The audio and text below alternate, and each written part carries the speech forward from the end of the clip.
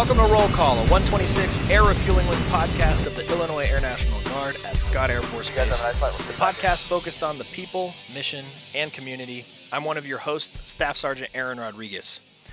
I bet there are a handful of people in the military, especially enlisted, that have a PhD, and a member of the 126 is about to become one. So stay with us to catch our host, Senior Master Sergeant Brian Ellison, speak with Tech Sgt. Rashaad Adams about his educational journey and aspirations. But first, let's get to the news. Over 60 years ago, a huge historic milestone was reached for the wing. September 6, 1961, marked the first aerial refueling wing mission in the history of the Air National Guard. A 126 KC-97 Stratotanker refueled a 182nd F-84F Thunderstake and 5 additional fighter aircraft, starting a legacy of dedication to excellence. In today's news, Scott Air Force Base is hosting a 24-hour vigil run in honor of the National POW MIA Remembrance Day from September 18th to the 19th. So for 24 hours, the POW MIA flag will be continuously carried around the James Gym track. For more information, contact Tech Sgt. Presley Carlton. And if you're a member of the wing, check your emails for wing tips, where you can find information on upcoming events and opportunities. Let's get to the guest. Joining us on the podcast, Tech Sergeant Rashaad Adams from the 126 Logistics Readiness Squadron, Traffic Management. Rashaad, thanks for joining us. I appreciate you coming in. You got freshly shorn for this. This is nice. I appreciate it. Thank you for having me, sir. No problems. No problems at all. So you're in Logistics Readiness Squadron, Traffic Management. What is traffic management? So traffic management is Logistics Readiness, AFSC. We move aircraft parts primarily for our home airplane, the KC-135, in and outbound shipments. We also ship out passengers on our DFTs on our KC-135s. We also set up a cargo deployment function, passenger deployment function, doing all of our readiness exercises across the wing, amongst shipping hazardous cargo to bases all over the world, and amongst a number of other things, logistics. Holy cow! So that's a lot to do. What do you do mostly on a daily basis? Because you're not shipping out people all the time, are you? No, our passenger processing usually comes through most like around summer DFT season. But Okay. we do use our BMT shippers. We process all their tickets. We send them out third party for the Southwest Airlines to get them down to San Antonio to start their basic military training. But day to day, we work with our just normal partners, UPS, FedEx Express, getting parts in, my caps, getting them over to MSS to put on our aircraft to keep the aircrafts in flight, shipping outbound parts to other bases to also help keep their functions and missions going. You're getting your PhD. Yes. What's your PhD in? So I'm a fourth-year PhD student at St. Louis University, public health studies, concentration epidemiology, which is a fancy term for disease studying and tracking.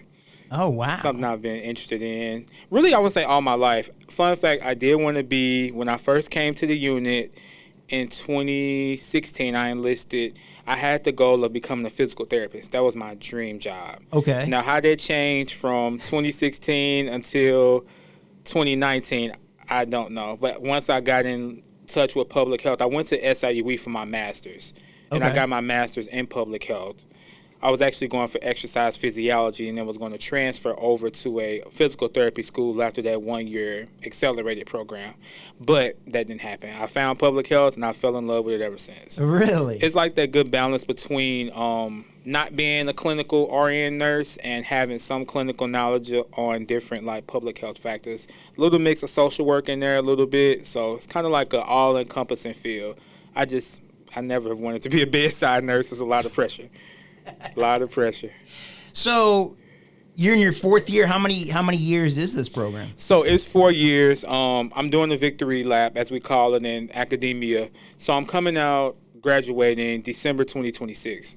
So what I did was we have a written comprehensive exam. A fun fact, I actually was about to start that exam. They give you 1 week, no help from anyone. You have to write a full research paper, turn it in to your director of your program, and then an anonymous board comes together Picture like a promotion board, but you don't know who's going to be on the board, and you don't know how they're going to grade your written questions. So I actually, I can talk about this now. I got tasked with jury duty. So that actually derailed me for a whole semester. I can laugh about it now, but that derailed me. I was supposed to be done next May. So that pushed me back a semester. But I think it was supposed to happen that way. I don't know why, but I'm glad I didn't rush this time. My past 2 degrees, I rushed. But I'm just taking it one day at a time now. So how old were you when you joined in 2016? Oh, I'm 30 now. So you were probably... What's this, 2025? So not 22, 21. 21, 22. Mm-hmm. Did you have a 4-year, or were you working on a 4-year degree by then? I was actually in my last semester of my bachelor's. I really wish I can say my grandfather, when I was in high school, he told me, just look at it. Just look. I'm like, no, I'm going to college. No, I'm going to college. No, I'm going to college. No. And here I am. What is this? 9 years later, it'll be 9 years next month. 9 years later, here I am. That's cool. So your grandpa, he encouraged you to join the Guard? He didn't encourage me to join the Guard. He actually just told me to look at the military in general. He's not even a vet, but he just know how good the benefits are. Had a cousin actually was 126 Security Forces. She actually encouraged me to join the Guard. So, where'd you get your bachelor's in? I went to Western Illinois University. What's that, McKendree? Macomb. It's like 3 hours away. Yeah, that's it. What was your bachelor's in? So I went back then, physical therapy. I went for exercise science. Oh, okay. I really enjoyed that program. Like, that'd be a good precursor to going to PT school. That'd look good on my resume. So I finished that degree. I used a little bit. I'm kind of glad I do, because I'm a UFPM now in the unit. So having kind of a little bit of knowledge of that kind of helps me in that additional duty a little bit. Right. So, yeah. And then you got your, what'd you get your master's in? Public health.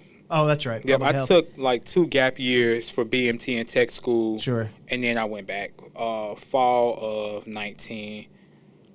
Wow. What benefits have you used your education benefits?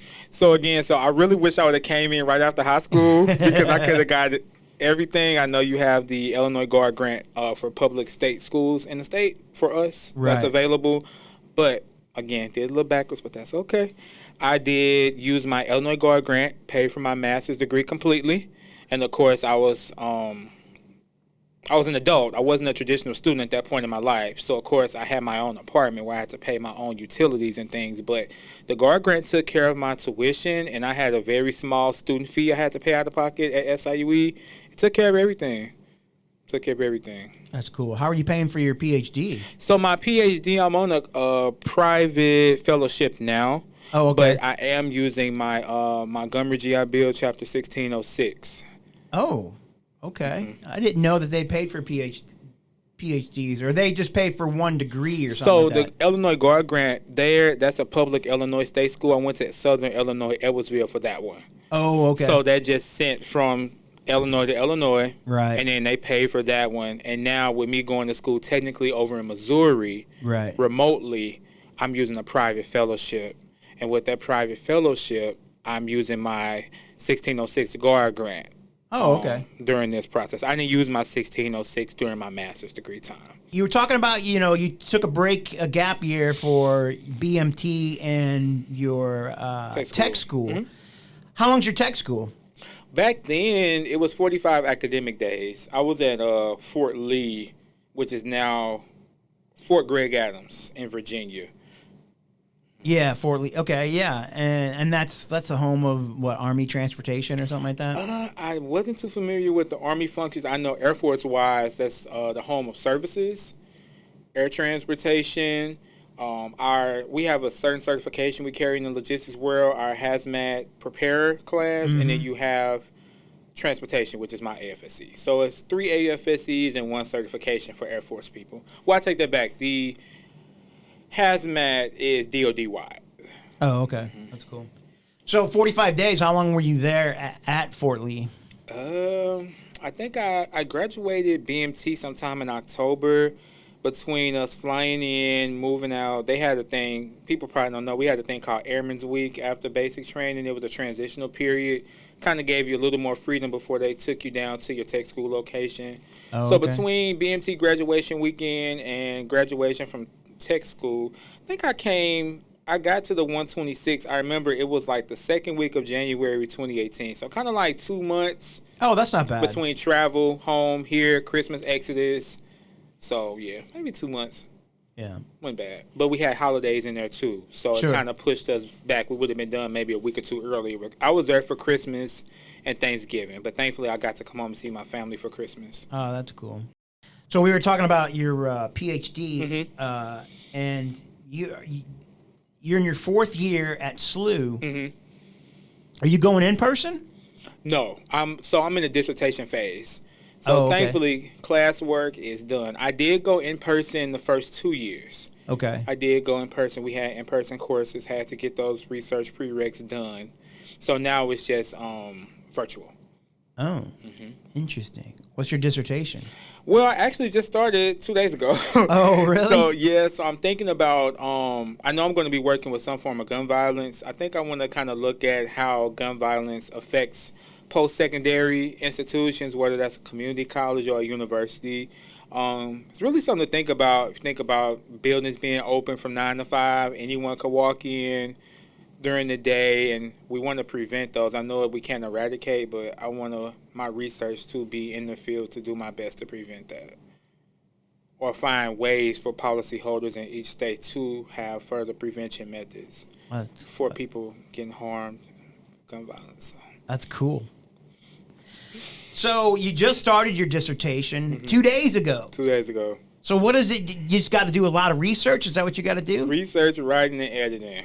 Wow. So it's really like four phase: classwork, written exam. So now I'm in the phase I'm doing my proposal. So I have to go around, get a committee of faculty members within the College of Public Health, and then I'll do a proposal, let them know this is what I want to do my research on. Then the final stage will be defense. This is what I did, this is how I want it to be applied in the field, and then this is my coin to the public health field at large in the U.S. So wow. It's a process, but I'm just like, year and a half, I can make it. I will not be stepping foot back in the classroom. So you got a year and a half to write it? Is that basically what it is? Yep. So basically, I think I need to have everything polished and done November 26th. Hopefully present before next Thanksgiving, and then get the go-ahead to graduate. Your dissertation, so you just started 2 days ago. Where are you going to find the time? How do you find the time to do all this? I just always had a motto: you have to make time for things you love. I've come so far. I'm like, I just can't let myself stop. Now, I've wanted to stop. It's been times I've wanted, like, you know what, maybe just stick with my master's and just go head on. But I've come so far now, seriously, I can't stop, because I think if I did, I would regret it. Oh, certainly. So I'm like, I just have to push. I find the time, I usually balance my time well between drills and doing PT and having social life, family life. You just have to find the time. It's hard. I'm not saying it's easy, but it's very doable. Even if you have to take one class a semester, it's doable. You can do it. You can do it. Right on. Okay, anything else I need to ask you? Anything else you want to add? No. I would like to just say to everyone at the 126 LRS, commander down to my shop leads and supervisors, I thank you all from the bottom of my heart for helping me throughout this time. Just not with my PhD, just since I walked in as an A1C, you all have been in my corner, and I thank you all so much. So much. All right, well, thanks for joining us. Thank you. I appreciate you having me today.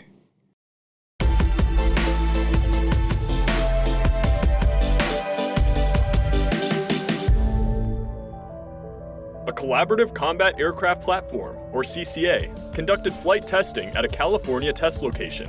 This new unmanned aircraft could one day fly alongside new and existing crewed fighter jets and be equipped for air-to-air and air-to-ground combat, electronic warfare, targeting, intelligence, surveillance, and reconnaissance.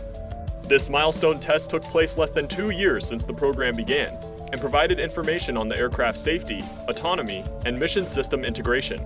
CCA is a key component of the next-generation air dominance family of systems and reflects a new model for software-defined modular air power. The first flight using an alternative navigation software aboard an Osprey Mark III unmanned aircraft took place at Duke Field near Eglin Air Force Base, Florida. This test examined the feasibility of providing an aircraft or weapon with its own internal GPS rather than using external sources, which are prone to issues that deny the aircraft the ability to maneuver in a combat environment. The long-term goal of alternative navigation is for the force to gain a new capability navigating in contested environments with a low size, weight, power, and cost solution. A new HH-60W Jolly Green II rescue helicopter conducted the first overwater countermeasure test during an engagement with an F-15D Eagle near Moffett Air National Guard Base, California.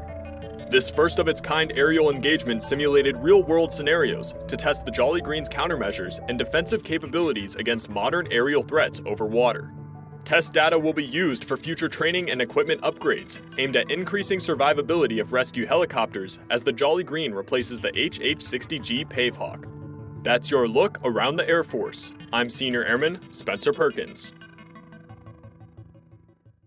Thank you for listening. If you want to pass along some information, you can email roll call at our really long email called 126.arw.pa.mm.org@us.af.mil.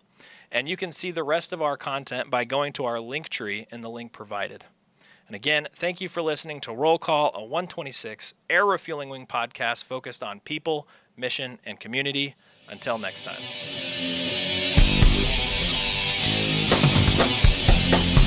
We're good on approach and landing. 500 stable.